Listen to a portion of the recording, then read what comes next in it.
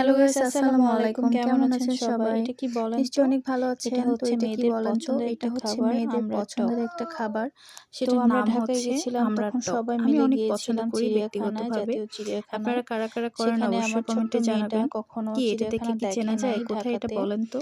তো ঠিক সেখানে ধরেছেন, নিয়ে যেয়ে এটা অনেক ধরনের রাজশাহী পশু না, পাখি এটা দেখাচ্ছিলাম ঢাকা ওকে। চিড়িয়াখানা। ও একটার যাই পর হোক, একটা আমরা প্রশ্ন যেহেতু করছিল, রাজশাহীর আম্মু এটা নাগরিক, কি, ঢাকা ওইটা কি? চিড়িয়াখানা আমি ওকে দেখতে বুঝিয়ে আসছি। বুঝিয়ে আমার দিচ্ছিলাম। মেয়েটা যখন ছোট, আমার যেহেতু মেয়েটা যখন রাজশাহীতে পেটে, চিড়িয়াখানা তখন থেকে মোটামুটি আসলে কাজ রাজশাহী চলছে, আর ওর চিড়িয়াখানায় জন্মের পর থেকে আমি করোনার রাজশাহী কারণে চিড়িয়াখানায় কখনো বন্ধ যাই নাই। ছিল। তারপর এই লং কারণে টাইম ধরে ঢাকাতে যাওয়ার পর রাজশাহী সুযোগ চিড়িয়াখানায় হয়েছিল, আর নতুন ঢাকাতে করে যেহেতু অনেক কাজ বেশি পশু চলছে পাখি আছে, আসলে, তাই এই কারণে ভাবছিলাম যাওয়া ওকে হয় না। একটা আর সেখানে চিড়িয়াখানা পশু দেখালেই পাখিও হয়ে অনেক কম। যাবে।